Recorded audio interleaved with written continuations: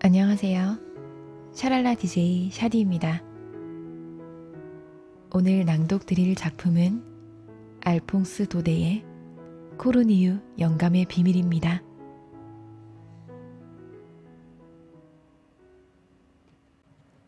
함께 달콤한 포도주를 마시려고 가끔 나를 찾아오는 프랑스의 마마이.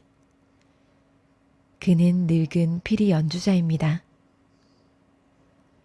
며칠 전 그는 나의 방앗간에서 20년 전쯤에 일어난 일에 대해 이야기해 주었습니다. 프랑스의 마마이의 이야기는 감동적이었습니다. 저는 그에게 들은 이야기 그대로 여러분에게 전합니다. 친애하는 여러분, 아주 잠깐이라도 좋습니다. 여러분도 향긋한 포도주가 담긴 술통을 앞에 놓고 앉아서 피리 부는 연주자의 이야기를 듣는다고 상상해 보세요. 여보게, 옛날에 우리 마을은 지금처럼 황량한 곳이 아니었다네.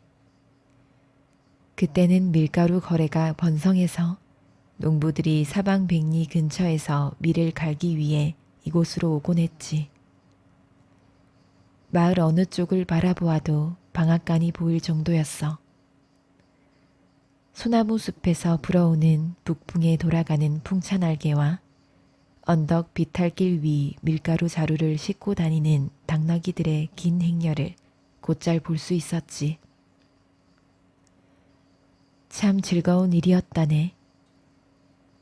월요일부터 토요일까지 산꼭대기에서 들리는 채찍 소리와 풍차 날개 소리, 그리고 방앗간에서 일하는 사람들의 소리를 듣는 일 말일세. 사람들은 일요일이 되면 3355 모여서 방앗간으로 놀러 갔다네. 그러면 방앗간 주인들은 사람들에게 백포도주를 한 잔씩 돌렸지. 방앗간 주인의 아내들은 레이스 달린 쇼를 두르거나 금으로 만든 십자가로 치장하기도 했어. 마치 그 모습은 여왕과도 같았다네. 나는 방앗간에 갈 때마다 항상 피리를 들고 갔고 사람들은 밤이 깊도록 파랑도를 추곤했지. 이해할 수 있겠나? 그때 마을의 방앗간들은 마을의 재산이자 우리의 행복이었네. 그런데 불행한 일이지. 파리에서 온 몇몇 프랑스인들이 타라스콩 거리에 증기 재분기를 설치하려고 했다네. 들리는 소문에 의하면 사람들은 새로 생긴 근사한 재분소로 밀을 보내기 시작했다고 하더군. 사람들이 재분소로 밀을 보내는데 방앗간이 뭘 할 수 있었겠나? 아니, 한동안 방앗간들이 재분소에 맞서기는 했지. 하지만 방앗간이 징기기관을 당해낼 수가 없었어. 그래, 슬픈 일이지. 그때부터 방앗간이 하나 둘씩 문을 닫았다네. 이제 더 이상 작은 당나귀들의 모습은 보이지 않았어. 여왕처럼 보였던 방앗간 주인의 아내들은 금으로 만든 십자가를 팔았다네. 심지어 이제는 백포도주도 음악에 맞춰 춤을 추는 사람도 없었어. 풍차날개는 세게 부는 바람에도 꿈쩍하지 않았다네. 그런데 어느 화창한 날 관리들이 폐허가 된 방앗간을 모두 부수고 말았어. 그리고 방앗간이 있던 곳에 포도나무와 올리브나무를 심어버렸지 뭔가. 하지만 그때 한 방앗간만은 증기의 힘으로 돌아가는 재분소에 맞서 꿋꿋하게 풍차를 돌렸네. 바로 코르니유 영감의 방앗간이었네. 그렇다네. 나는 지금 이 밤에 이렇게 달콤한 포도주를 마시면서 코르니유 영감의 방앗간 이야기를 하려고 하는 것일세. 코르니우 영감은 장장 60년 동안 방앗간 일을 해왔어. 그는 그 사실을 아주 자랑스럽게 생각했네. 그래서 코르니우 영감은 마을의 재분소가 들어서자 사람들에게 부당함을 알렸어. 그는 일주일 동안 마을을 돌아다니며 자신과 뜻을 같이 할 사람을 구했어. 그러고는 증기 재분소에서 만든 밀가루는 곧 프로방스 전체를 독살할 것이라고 외치고 다녔다네. 여보게들, 저놈들 근처에는 절대 가지 말게. 영감은 사람들에게 이렇게 말했어. 그놈들을 증기를 이용해 빵을 만들어. 그것은 저 악당 같은 놈들이 만든 악마의 발병품이야. 내가 이용하는 북서풍과 북풍은 바로 하느님의 숨결이지. 코르니우 영감은 방앗간과 풍차를 찬양하는 노래를 불렀어. 하지만 그의 말에 귀를 기울이는 사람은 아무도 없었다네. 더욱 화가 난 영감은 자신의 방앗간에 틀어박혀 혼자 지냈지. 영감은 하나밖에 없는 손녀딸 비베느와도 함께 살지 않았다네. 손녀딸은 그때 겨우 15살이었고 부모님이 모두 돌아가셔서 피부치라고는 할아버지밖에 없었는데도 말이세. 비베트는 생계를 스스로 해결해야 했지. 그래서 농장의 추수를 거들고 누에를 치고 올리브 열매를 따야 했어. 사실 비베트의 할아버지는 어린 손녀를 지극히 사랑했어. 농장에서 일하는 손녀를 보기 위해 뜨겁게 태양이 내리쬐는 날에도 먼 길을 걸어왔으니까. 영감은 손녀와 함께 있을 때는 몇 시간 동안이나 손녀를 바라보았다네. 사람들은 늙은 방앗간 주인 영감이 돈을 아끼기 위해서 손녀와 같이 살지 않는다고 생각했어. 또 손녀가 여러 농장을 다니면서 그 나이대에 겪지 않아도 될 온갖 참담한 일을 겪는데도 가만히 있는다고 나쁘게 생각했지.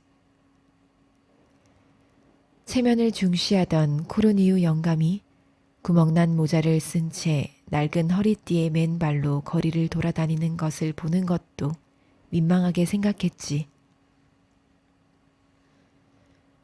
사실 우리처럼 나이가 든 사람들은 미사에 참석하기 위해 마을로 들어오는 그의 보잘것없는 행색을 보고 꽤나 수치스러워했네. 코르니우 영감 자신도 그 사실을 잘 알고 있었지. 그래서인지 우리와 같은 의자에 앉을 생각을 더 이상 하지 않더군. 그때부터 그는 언제나 가난한 사람이 모여있는 뒤쪽에 가서 앉았다네. 하지만 무엇보다 많은 사람들이 이해할 수 없는 점이 한 가지 있었어. 아무도 영감의 방앗간으로 곡식을 가져가지 않았는데 풍차는 계속 돌아간다는 사실 말이야. 게다가 저녁 되면 밀가루 자루를 실은 당나귀를 앞세우고 오솔길을 걸어가는 영감을 보기도 했다네. 코르니우 영감님, 안녕하세요. 영감과 마주친 농부들은 큰 소리로 인사했지.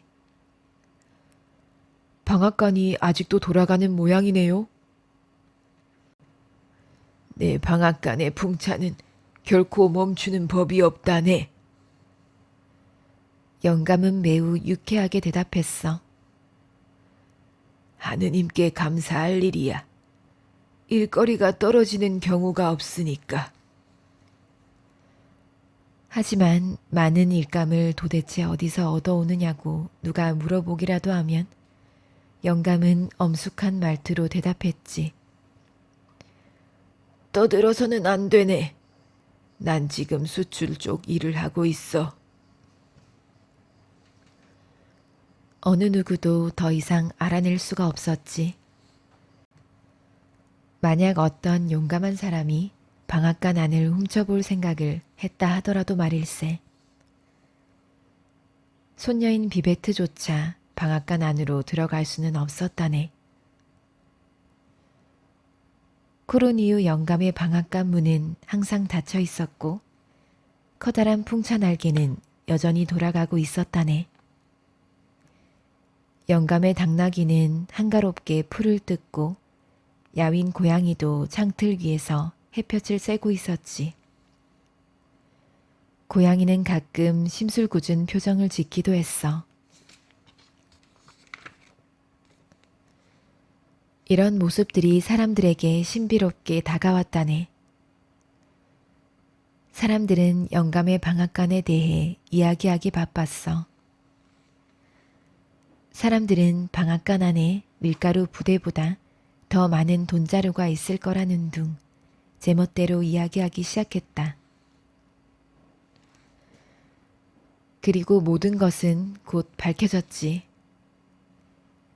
어느 날 내가 부는 피리 소리에 맞춰 마을 젊은이들이 춤을 추고 있을 때였네.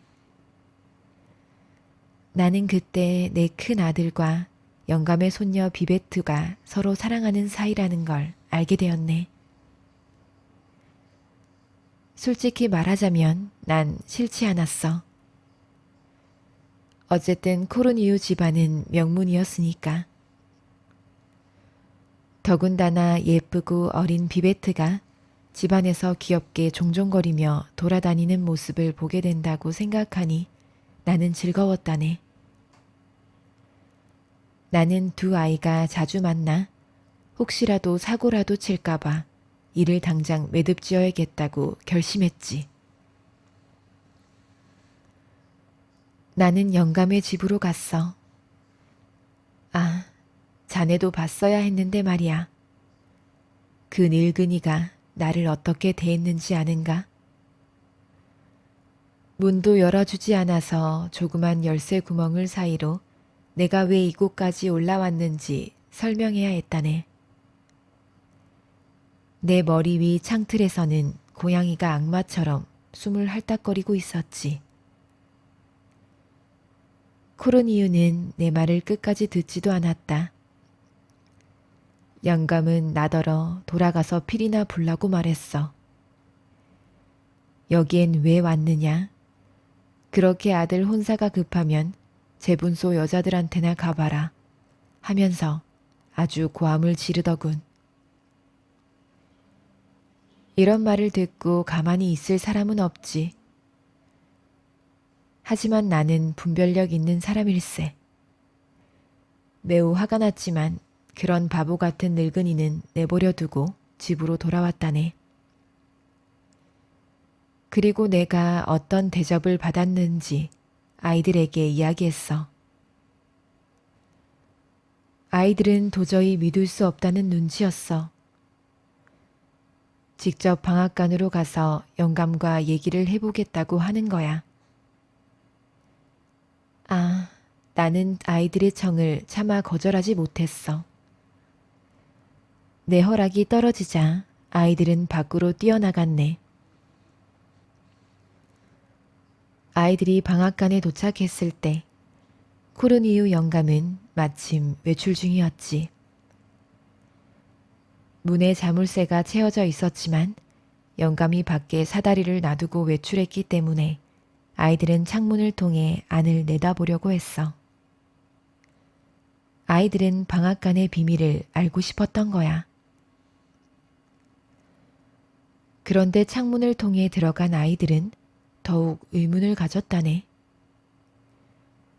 밀가루 부대는 어디에도 없었고 미랄 한 톨도 보이지 않았다네. 벽 구석구석이나 거미줄에도 밀가루의 흔적은 찾을 수 없었지. 심지어 밀을 갈 때 풍기는 향긋한 냄새도 없었어. 심지어 맷돌에는 먼지가 쌓여 있었다네. 그 위에는 비쩍 야윈 고양이가 잠을 자고 있었어. 황량하기는 아래층도 마찬가지였네. 정리가 안 된 흐트러진 침대, 누더기 옷 몇 벌, 계단 위에 아무렇게나 널브러져 있는 빵 한 조각. 그런데 구석에 서너 개 정도의 자루가 열린 채 놓여 있었어. 그 자루 안에는 깨진 화벽 조각과 다른 방앗간에서 가져온 잡동사니들이 가득 들어 있었네. 아, 그 자루 안에 있던 것들이 코르니유 영감의 비밀이었어. 영감은 방앗간에서 계속 밀을 갈아 밀가루를 만드는 것처럼 보이려고 밤마다 회벽 조각, 벽돌, 폐기물들을 오솔길을 오르내리며 날랐던 거야. 아, 불쌍한 영감. 하지만 코르니유 영감의 방앗간은 이미 오래전에 손님을 재분소에 뺏겨버렸지. 풍차는 계속 돌았지만 그의 맷돌은 아무것도 갈지 않았던 거야. 눈물을 흘리며 아이들이 나에게 돌아왔다네. 그러고는 자신들의 눈으로 본 내용을 나에게 알려줬지. 슬픔과 안타까움을 느낀 나는 마을 사람들에게 달려가 코르니유 영감의 비밀을 말해주었네. 우리는 밀을 가능한 한 모아서 영감에게 가져다 주자고 의견을 모았네. 우리는 진짜 밀을 실은 당나귀들과 함께 영감의 방앗간에 도착했네. 그런데 방앗간 문이 열려있지 뭔가. 방앗간 안을 들여다보니 코르니유 영감이 주저하는 채 손에 얼굴을 묻고 눈물을 흘리고 있었다네. 영감은 자신의 슬픈 비밀이 파헤쳐진 사실을 알아버린 거야. 아, 이런 불쌍한 꼴이라니. 그는 이렇게 말했다네. 이제 죽는 일밖에 남지 않았어. 수치스러운 일이야. 너도 이제 끝이구나. 그러고는 방앗간과 풍차에게 말을 걸면서 흐느꼈네. 바로 그때 당나귀들이 방앗간에 도착했다네. 우리는 모두 영감에게 목청껏 소리를 질렀지.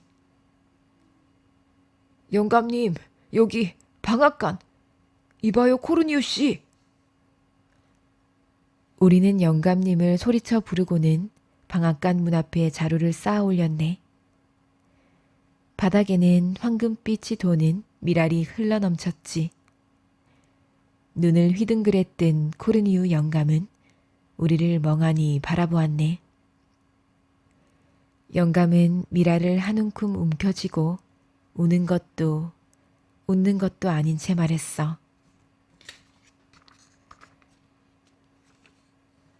오, 밀이야. 여보게들, 이게 진짜 밀인가? 그러고는 우리를 향해 말했지. 아, 난 자네들이 조만간 다시 올 거라는 걸 알고 있었네. 저 재분소 놈들은 저 증기로 빵을 만드는 모두 도둑놈들이야. 승리감에 들뜬 우리는 영감을 어깨에 태우고 마을 중심까지 가고 싶었네. 아니야, 여보게들. 난 내 방앗간에서 먹을 걸 좀 줘야겠어. 지금 당장 말일세. 그렇지 않나? 너무 오랫동안 저놈은 아무것도 먹질 못했어. 영감은 바쁘게 움직이면서 자루를 열었다네. 영감은 밀을 갈아 고운 밀가루를 천장까지 날려보내는 동안 한동안 눈을 떼지 않았어. 그 모습을 본 우리는 눈물을 글썽였지. 우리는 그날 이후로 코르니유 영감의 방앗간에 일감이 떨어지지 않게 했네. 하지만 어느 날 아침 코르니유 영감이 세상을 떠났고 그 후 우리 마을 풍차 방앗간의 역사도 끝나버렸다네. 영원히 말일세. 코로니우 영감이 떠난 뒤 그 뒤를 아무도 잊지 않았지. 어쩔 수 없는 일이야. 세상의 모든 것에는 끝이 있게 마련이니까. 론 강을 나룻배와 꽃 장식이 달린 코트가 유행이 지난 것처럼 영감의 풍차 방앗간도 시간 속으로 흘러간 거지.